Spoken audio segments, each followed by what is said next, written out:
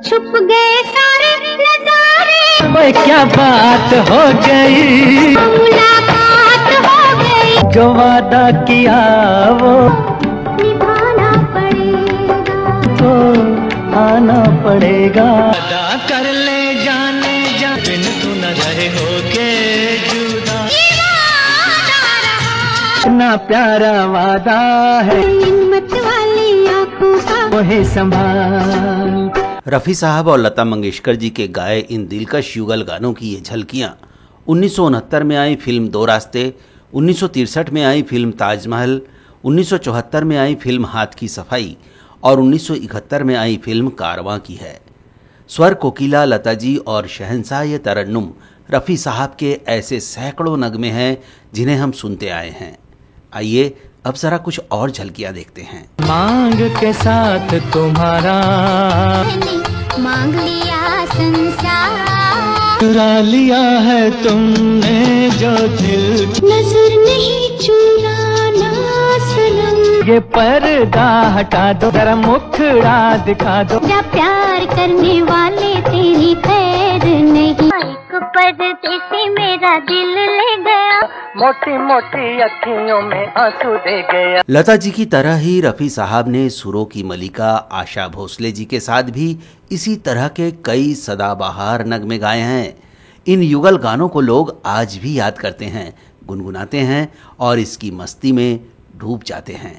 अब जरा इन गानों की झलकियों पर गौर फरमाइए। गम नहीं कर मुस्कुरा, आग से दिल में लगा ना प्यार करने कभी किसी से तोबा तोबा, अरे वाह ऐसा कैसा होगा रे सनम, कैसा होगा। हम आपकी आंखों में इस दिल को बसा दे तो, इस दिल को सजा दे तो, दिल मेरा लौटा दे अंग्रेजी साहिबजादे, तुम पहले दिल है देता फिर उसको वापस ले, मैं कैसा। लता जी और आशा जी के साथ ही रफ़ी साहब ने गीता दत्त जी के साथ भी ऐसी ही कई मस्ती भरी रोमांटिक फिल्मों के गाने गाए हैं और इन सभी गानों में रफ़ी साहब किसी न किसी गायिका के साथ डुएट गा रहे हैं, युगल में गा रहे हैं। मतलब रफ़ी साहब के हिस्से में और साथ में गा रही गायिका के हिस्से में गाने के बोल अंतरा या मुखड़े के रूप में समान रूप से आ रहे हैं।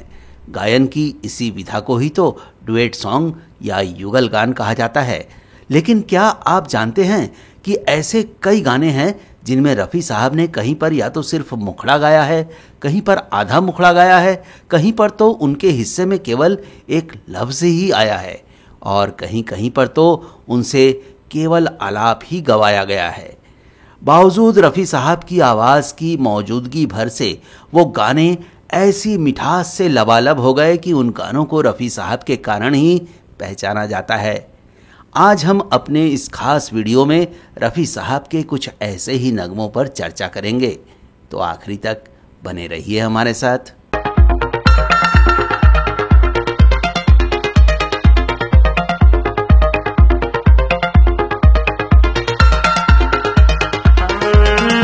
आँखों ही आँखों में इशारा हो गया, बैठ बैठ जीने का सहारा हो गया। रफ़ी साहब ने अपनी आवाज़ की मौजूदगी भर से पूरे गाने में जो कशिश का तड़का लगाया है, ऐसे गानों की फहरिस्त में इस गाने को सबसे पहले रखा जा सकता है। आँखों ही आँखों में इशारा हो गया, बैठ जीने का सहारा हो गया। ये लोकप्रिय गाना है निर्देशक राज खोसला की 1956 में आई फिल्म सीआईडी का।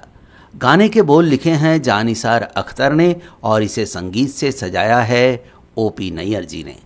इस गाने में 4 अंतरे हैं और चारों अंतरे गीता दत्त जी ने ही गाया है।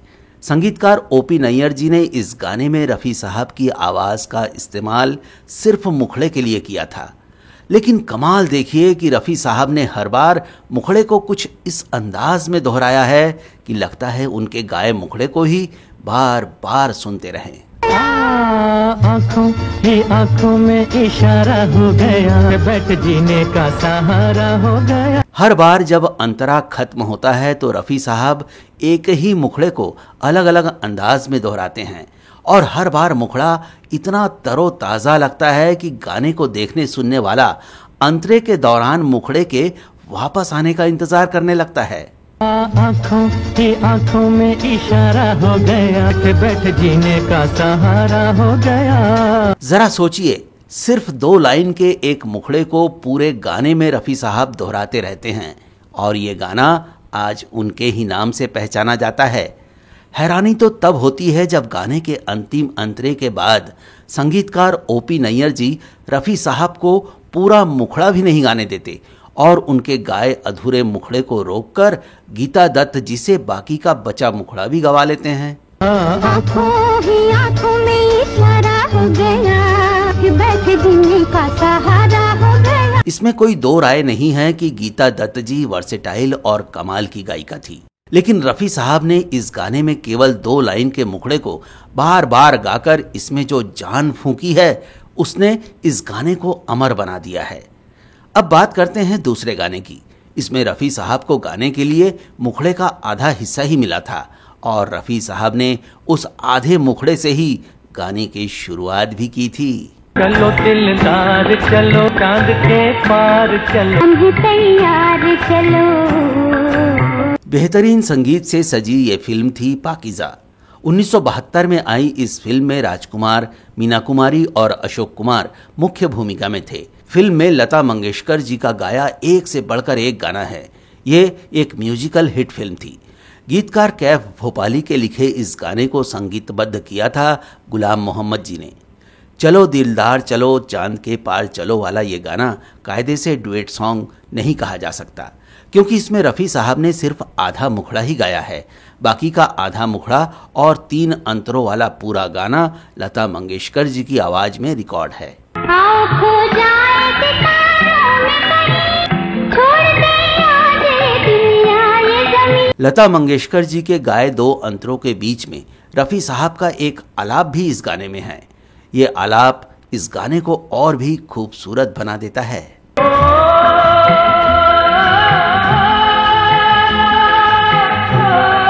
इस पूरे गाने में रफी साहब ने 4 बार आधा मुखड़ा गाया है और 1 बार आलाप लिया है, लेकिन ऐसा कोई भी नहीं है जो इस शानदार गाने को रफी साहब की आवाज के बिना कल्पना कर सकता हो। लगता है उनकी आवाज की मौजूदगी ने ही इस गाने को अमर बना दिया है।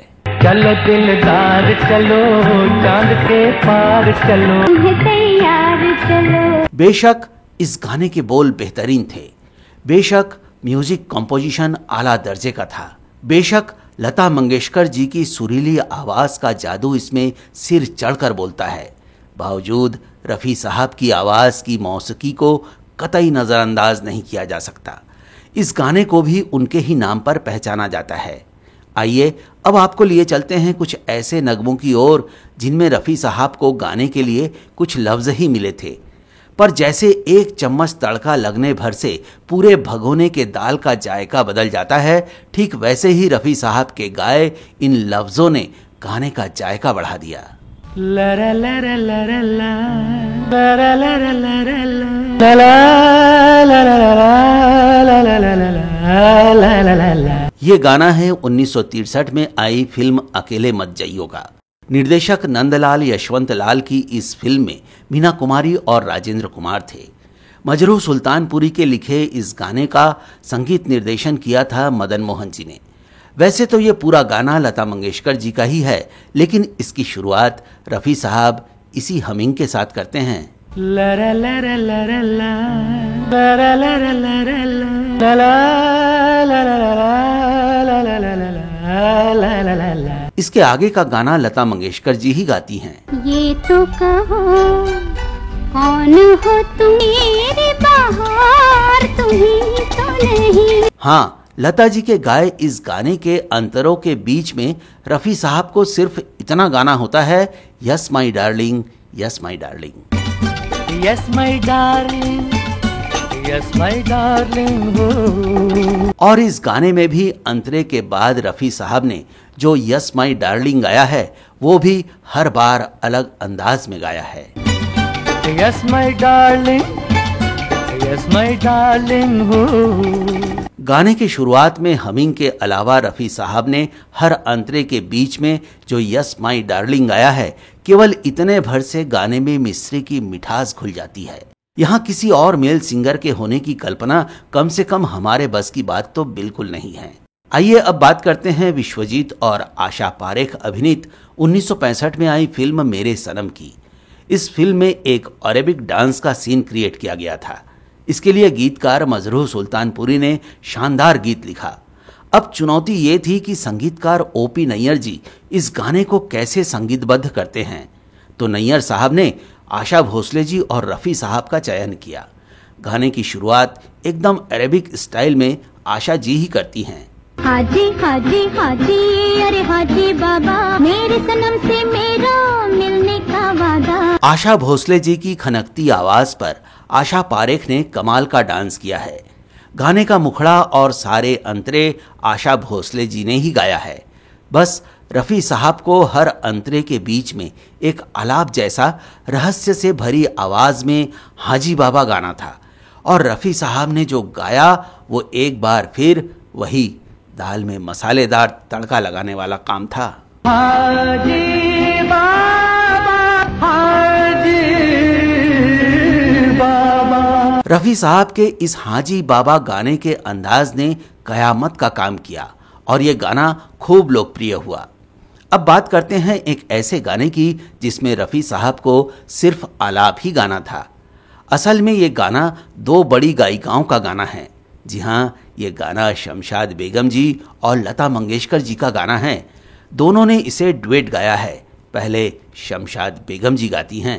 दूर कोई गाए धुन ये सुनाए, बाजे न मुरलिया रे। शमशाद बेगम जी के गाए दो अंतरों के बाद लता जी की आवाज गूंजती है, जो विरह के दर्द में डूबी हुई है। आँख भर आए जल बरसाए, बाजे न मुरलिया रे। ये मशहूर गाना है विजय भट्ट के निर्देशन में 1952 में आई सुपरहिट फिल्म बैजू बावरा का।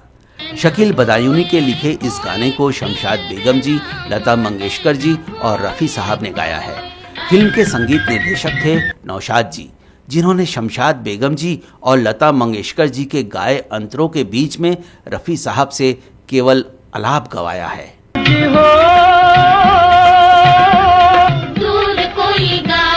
संगीतकार नौशाद जी ने भारतीय शास्त्रीय संगीत की जो कठिन बंदिशें रफी साहब से गवाई हैं, उसके बारे में भला कौन नहीं जानता। जाहिर है इस गाने में भी उन्होंने इसका पूरा ध्यान रखा और सिर्फ आलाप के लिए ही सही, पर उन्होंने संगीत की शास्त्रीय पक्ष को ध्यान में रखकर ही रफी साहब का चुनाव किया। नौशाद जी के संगीत निर्देशन का एक और उदाहरण देखने को मिलता है फिल्म लीडर के इस गाने में। दैया रे दैया, लाज मोहे लागे, दैया रे दैया। 1964 में आई सुपरहिट फिल्म लीडर के इस गाने को वैजंती माला और दिलीप कुमार पर फिल्माया गया है। गाने के बोल लिखे हैं शकील बदायूनी ने।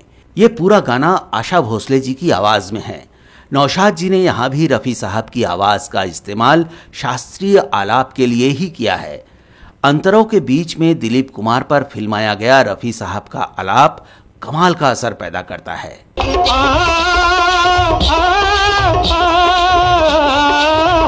ऐसा लगता है कि गायिका के बोल से और संगीत रचना से पैदा हुए इल्यूजन को रफी साहब का आलाप एकदम से तोड़ देता है और देखने सुनने वाला मंत्रमुग्ध रह जाता है। यहाँ भी रफी साहब ने अपनी शास्त्रीय संगीत के हुनर का बखूबी प्रदर्शन किया है। हर अंतरे के बीच का आलाप एक दूसरे से एकदम भिन्न है और बेशक आकर्षक भी है।